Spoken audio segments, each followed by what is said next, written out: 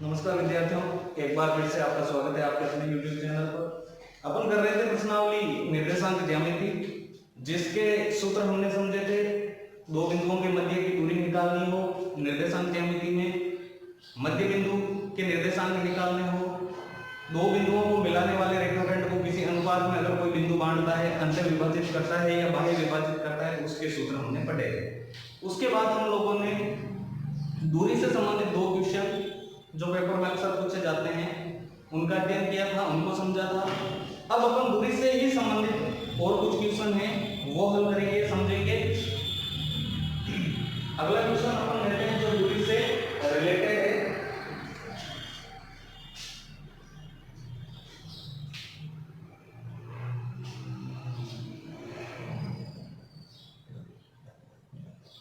जैसे क्वेश्चन है x x पर वह बिंदु ज्ञात कीजिए जो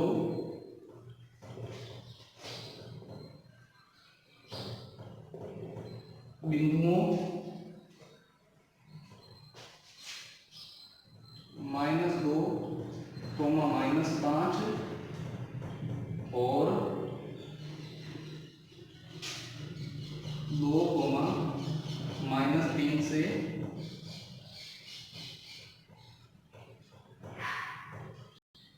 समदूरस्थ है। ये अपना क्वेश्चन है जो दूरी से रिलेटेड है। दूरी से कैसे है वो भी समझेंगे। क्वेश्चन है एक्स एक्स पर कोई बिंदु है, वो अपने को ज्ञात करना है, यानी बिंदु के निर्देशांक ज्ञात करने हैं। जो बिंदुओं -2, -5 और 2, -3 से समदूरस्थ है। एक नाम यहाँ आया हुआ है समदूरस्थ। अगर इसका अपन संधि विच्छेद करें तो होगा सम प्लस दूर प्लस इष्ट, यानी समान दूरी पर स्थित है। तो क्वेश्चन में सीधा सा नाम आ रखा है समान दूरी पर स्थित है, यानी दूरी का प्रयोग हो रहा है। तो सूत्र भी किसका लगेगा? दूरी का सूत्र लगेगा। दूरी के सूत्र से अपन इसको हल करेंगे, समझेंगे। यहाँ पे x अक्ष की जगह y अक्ष भी आ सकता है। x अक्ष पर स्थित बिंदु है, किसी क्वेश्चन में y अक्ष पर स्थित बिंदु है, वो भी आ सकता है। तो अब देखो हल करते हैं इसको। अगर कोई बिंदु मूल बिंदु होता है तो जो मूल बिंदु है उसके निर्देशांक क्या होते हैं? 0, 0। और अगर कोई बिंदु x x पर स्थित होगा, x x पर स्थित होने का मतलब है x का मान होगा और y का मान नहीं होगा। x अक्ष पे यानी x वाली लाइन पे स्थित होगा तो y का मान कितना होता है? 0। तो x अक्ष पे बिंदु स्थित है, इसका मतलब उसमें x का मान होगा लेकिन y का मान नहीं होगा, तो y की जगह क्या लिख देंगे अपन? 0। तो x अक्ष पर अगर कोई बिंदु होता है तो उसके निर्देशांक क्या होते हैं? x, 0।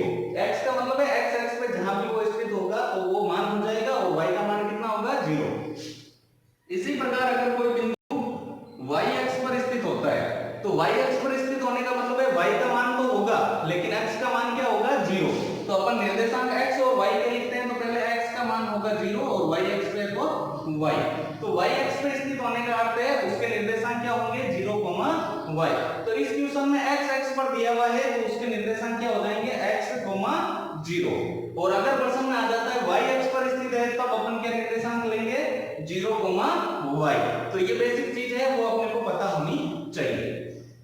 क्वेश्चन को हल करते हैं, चित्र द्वारा समझते हैं। सबसे पहले लिखा हुआ है x अक्ष पर वह बिंदु ज्ञात कीजिए, यानी एक बिंदु है जो कहां स्थित है? x अक्ष पे। तो अगर कोई बिंदु x अक्ष पर स्थित है तो उसके निर्देशांक अभी मैंने बताया क्या होगा? x, 0। तो ये बिंदु है कोई जो x अक्ष पर स्थित है तो उसके निर्देशांक हो जाएंगे x, 0। आगे क्या लिखा हुआ है? बिंदुओं -2, 5। एक बिंदु और है जिसके निर्देशांक है -2, -5 और एक बिंदु और है जिसके निर्देशांक है 2, -3 से समदूरस्थ है। अब समान दूरी पे कौन है बिंदु? x अक्ष का बिंदु है, वो इन दोनों से समान दूरी पे है।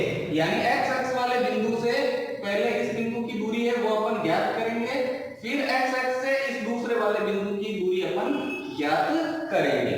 और प्रश्न में दिया हुआ है x अक्ष पर जो बिंदु है वो इन दोनों से समान दूरी पे, यानी ये वाली दूरी और ये वाली दूरी आपस में क्या है? बराबर है। ये जो दोनों दूरियां आएगी वो बराबर आएगी।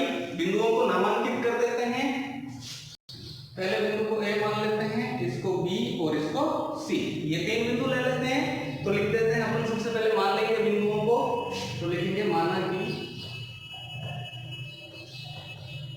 बिंदु ए जिसके निर्देशांक है x, 0।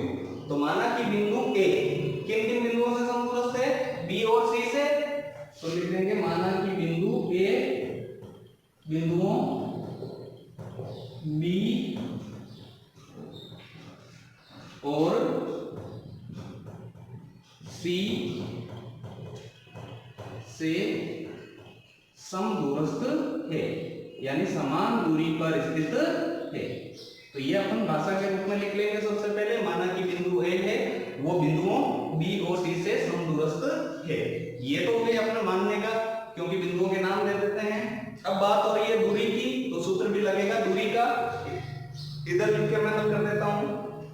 सबसे पहले अपन ए से बी की दूरी निकालेंगे। तो लिखते हैं ए से बी की दूरी यानी कि ए बी बराबर, दूरी का सूत्र क्या होता है, रूट x2 माइनस x1 का whole square plus y2 minus y1 का होल स्क्वायर। ये हो जाएगा अपने दूरी का सूत्र। अब अपन दूरी कहां से निकाल रहे हैं, a से b की, a और b की दूरी निकाल रहे हैं। तो इसका मतलब अभी अपने c का कोई रोल नहीं है। अपने को काम में कौन सा लेना है, a और b। a अगर पहला बिंदु मानते हैं तो b दूसरा हो जाएगा, और अगर इसको दूसरा मानते हैं तो वो पहला हो जाएगा। तो अगर इसको अपन पहला बिंदु मानते हैं तो इसके निर्देशांक x1 y1 होंगे, और अगर उसको पहला मानेंगे तो उसके हो जाएंगे x1 y1। किसी भी बिंदु के निर्देशांक x और y होते हैं, बताया हुआ है, ये x ये y। इसी प्रकार इसमें ये x और ये y। अगर इसको पहला बिंदु माने तो ये हो जाएगा x1 y1, और इसको दूसरा माने तो ये हो जाएगा x2 y2। इनको चेंज भी कर सकते हैं, इसको पहला मान के x1 y1 और इसको x2 y2 भी मान सकते हैं, गलत नहीं होता है, सही आंसर आता है। मान रखते हैं सूत्र में रूट का रूट कोष्टक x2 का मान कितना है x, फिर आगे माइनस का चिन्ह x1 की जगह कितना है -2, माइनस का चिन्ह पहले से आ रखा है, तो माइनस इंटू माइनस क्या हो जाएगा प्लस। तो ये -2 है वो किस में कन्वर्ट हो जाएगा, +2 में, होल स्क्वायर का होल स्क्वायर। फिर y2 की जगह 0, आगे माइनस का माइनस, y1 की जगह -5, माइनस पहले से तो माइनस माइनस हो जाएगा प्लस का 5, और इसका भी कर देंगे होल स्क्वायर। आगे हल करेंगे रूट का रूट, x में 2 जोड़ सकते हैं क्या, नहीं जोड़ सकते, तो यहां सर्व समीकरण बनेगी, इसको a मानेंगे इसको b, तो a प्लस b का whole square, a plus b का होल स्क्वायर बराबर होता है a square plus 2ab plus b का स्क्वायर। तो सर्व समीकरण के अनुसार a का स्क्वायर मतलब x का square plus 2ab, 2 into a की जगह x into b की जगह 2 प्लस b का स्क्वायर यानी कि 2 का स्क्वायर। यहां सर्व समीकरण लगा दी, आगे प्लस का प्लस, इसको हल करेंगे 0 में 5 जोड़ेंगे यानी कि 5, और इसका क्या करना है होल स्क्वायर। अब इसको हल करेंगे रूट का रूट x स्क्वायर का x स्क्वायर प्लस 2 को 2 से गुणा 4 को x से गुणा 4x प्लस 2 का स्क्वायर करेंगे 4 प्लस 5 का स्क्वायर करेंगे 25।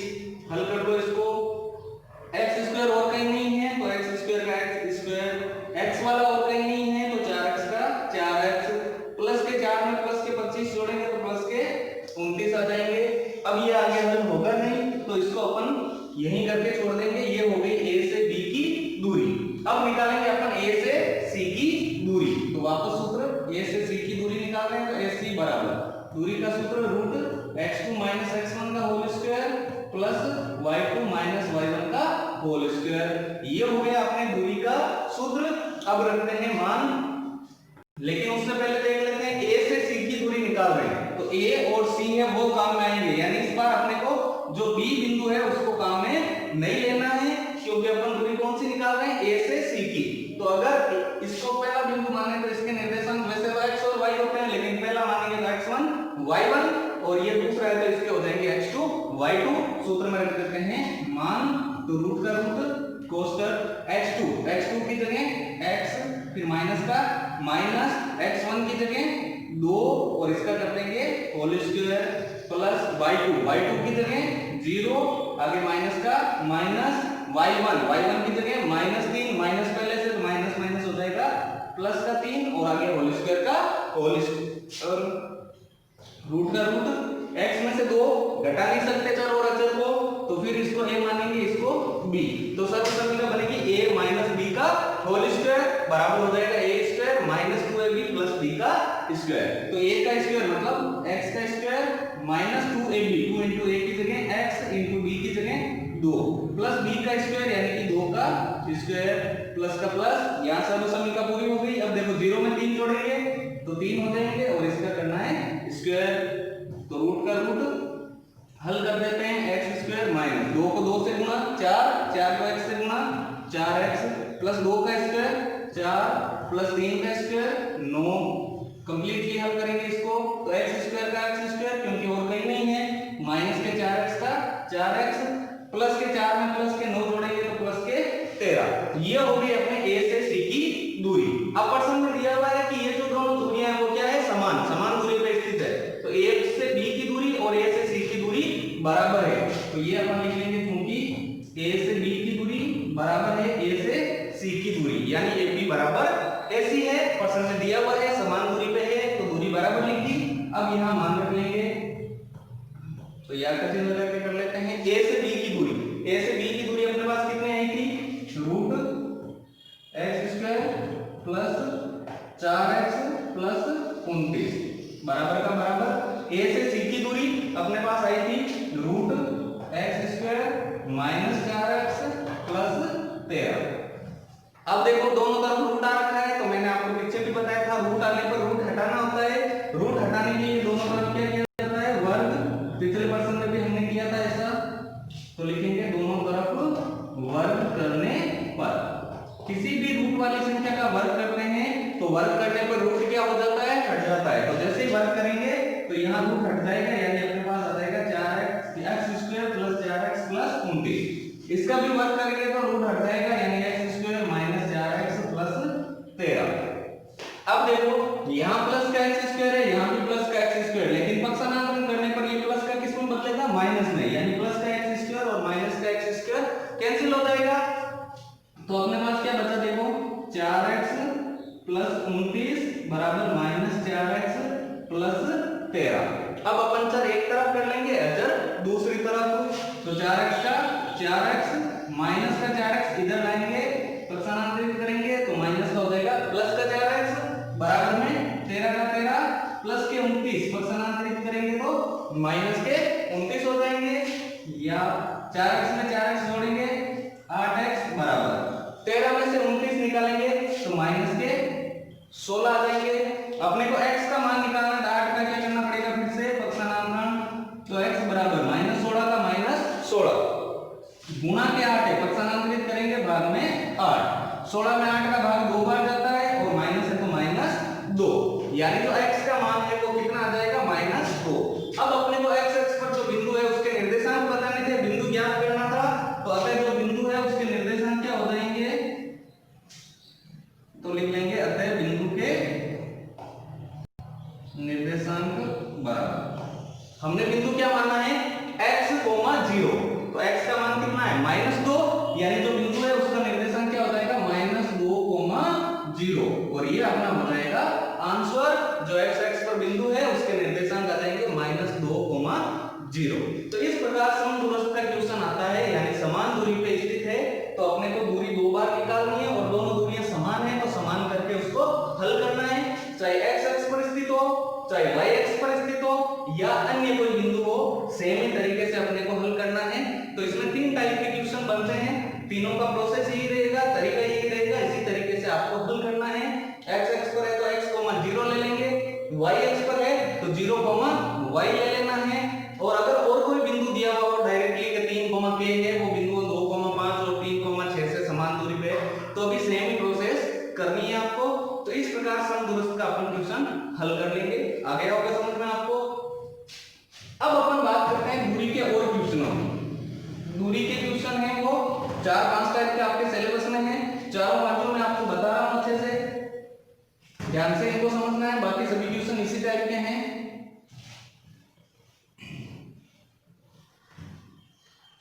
अब देखिए अपन एक और क्वेश्चन लेते हैं, दूरी के सूत्र का मैंने आपको बताया था, जहां दूरी का नाम आएगा वहां दूरी का सूत्र लगाना है। डायरेक्ट सीधी सी चीज है कि दो बिंदुओं के मध्य की दूरी ज्ञात कीजिए, या समान दूरी पे स्थित है, दूरी का प्रयोग हो गया तो दूरी वाले सूत्र का प्रयोग करना है। अब त्रिभुज और चतुर्भुज का प्रकार बताने के लिए दूरी सूत्र का प्रयोग किया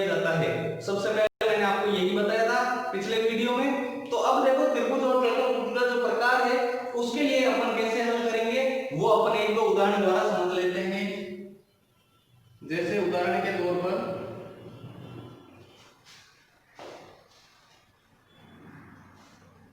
उदाहरण लेते हैं, सिद्ध कीजिए कि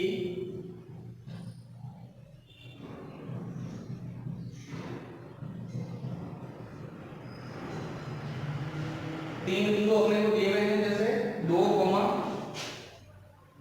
-2, -1 और तीसरा बिंदु है 5, 2।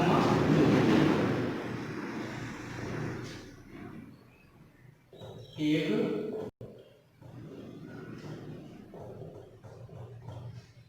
समकोण त्रिभुज के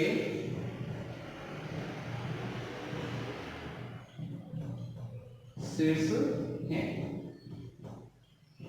जैसे ये क्वेश्चन है अपने पास, सिद्ध कीजिए कि 2, -2, -2, 1 और 5, 2 एक समकोण त्रिभुज के शीर्ष है।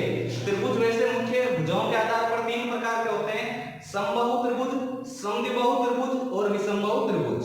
तीनों की विशेषता, समबाहु त्रिभुज में तीनों भुजाओं की जो लंबाई है वो बराबर होती है, समद्विबाहु में दो भुजाओं की बराबर लंबाई होती है और विषमबाहु में तीनों भुजाएं अलग अलग होती है। तो त्रिभुज का प्रकार जब भी पूछा जाता है तो अगर समबाहु, समद्विबाहु, विषमबाहु तीनों भुजाएं बराबर है तो वो त्रिभुज समबाहु होगा, दो भुजाएं है तो समद्विबाहु और तीनों भुजाएं अलग अलग है तो विषमबाहु त्रिभुज होगा। इसी में एक समकोण त्रिभुज का पूछा जाता है। तो समकोण त्रिभुज में क्या होता है, तीनों भुजाएं अपन निकालेंगे पहले और उसके बाद समकोण त्रिभुज में हमेशा कौन सा प्रमेय लगता है, बोधायन प्रमेय, पाइथागोरस प्रमेय। तो जब भी आपके समकोण त्रिभुज सिद्ध करना हो तो समकोण त्रिभुज सिद्ध करने के लिए पहले तीनों भुजाएं निकालनी है और उसके बाद उसमें क्या करेंगे, पाइथागोरस प्रमेय का सत्यापन करेंगे। पाइथागोरस प्रमेय का कैसे करेंगे वो समझते हैं चित्र द्वारा इसको हल करके। सबसे पहले तीन शीर्ष दिए हुए त्रिभुज के, बात त्रिभुज की हो रही है तो ये कच्चा चित्र बनाएंगे अपन। ये मान लेते हैं त्रिभुज है जिसका पहला शीर्ष है 2, -2, दूसरा शीर्ष है -2, 1 और तीसरा शीर्ष है 5, 2। नामांकित कर देते हैं A, B और C। तीन शीर्ष है तो सबसे पहले मान लेंगे, माना कि त्रिभुज के तीनों शीर्ष कौन कौन से हैं, A, B और C। A के निर्देशांक लिख देंगे साथ में, B के निर्देशांक लिख देंगे और C के निर्देशांक।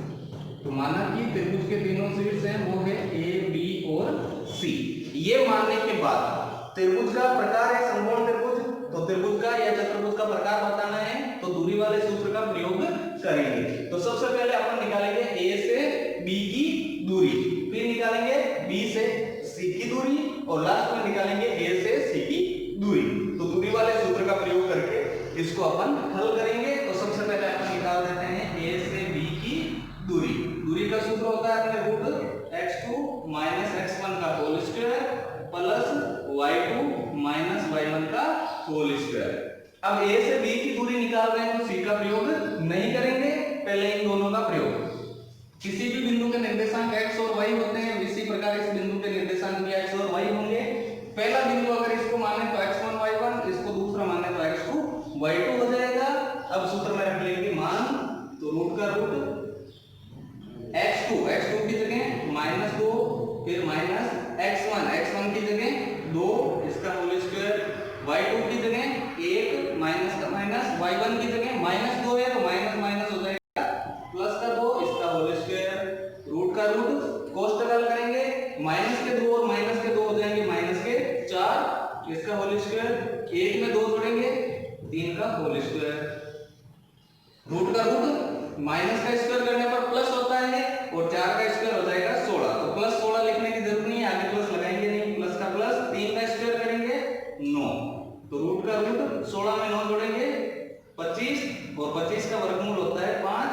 तो A से B की दूरी कितनी आ जाएगी, 5 इकाई। अब निकालेंगे अपन B से C की दूरी, तो BC बराबर। अब अपने A का प्रयोग एक बार के लिए नहीं करेंगे, दूरी निकाल रहे हैं B से C की, तो अपने को काम में कौन कौन सा लेना है, B और C। तो किसी भी बिंदु के निर्देशांक x और y होंगे, इसी प्रकार इसके भी x और y होंगे।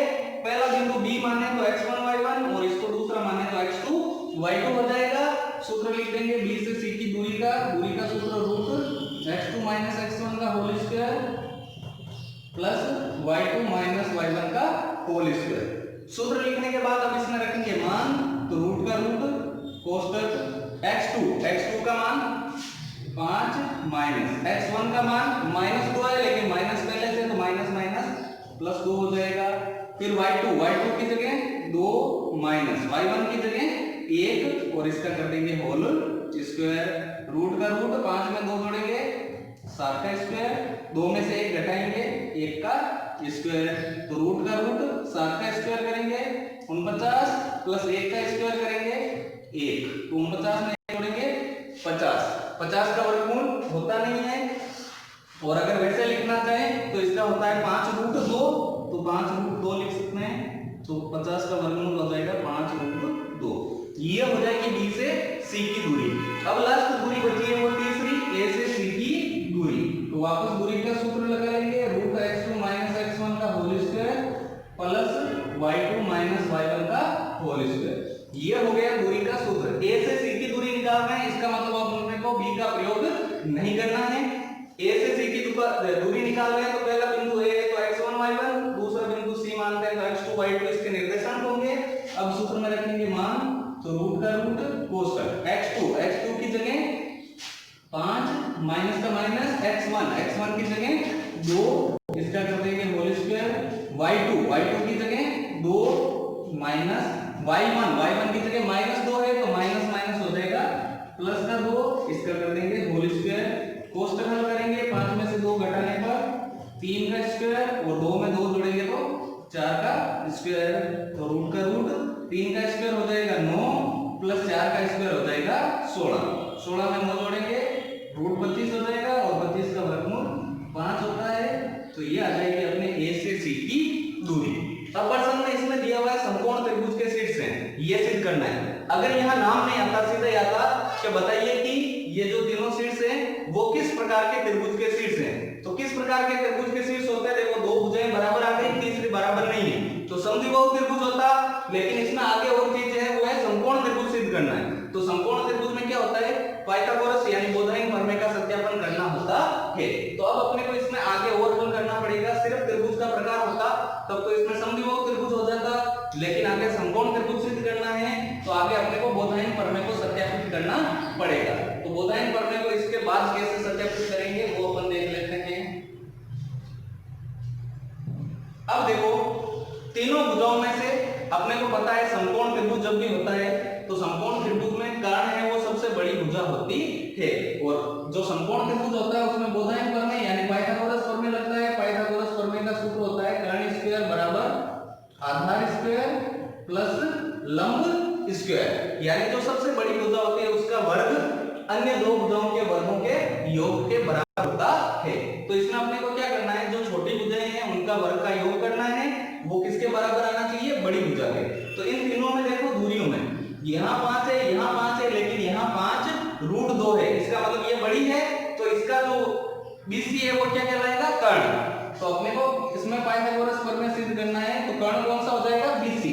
तो सबसे पहले करते हैं बीसी का स्क्वायर बराबर, बीसी की माप कितनी है 5 रूट 2 और इसका स्क्वायर करना है तो स्क्वायर कर देते हैं 5 का स्क्वायर 25 इंटू रूट 2 का स्क्वायर 2, तो 25 इंटू 2 यानी कितनी आ जाएगी 50 इकाई, ये आ जाएगी कर्ण स्क्वायर की माप। अब अपने को आधार स्क्वायर और लंब स्क्वायर को जोड़ना है, तो बाकी भुजाएं वो क्या कहलाएगी, आधार और लंब।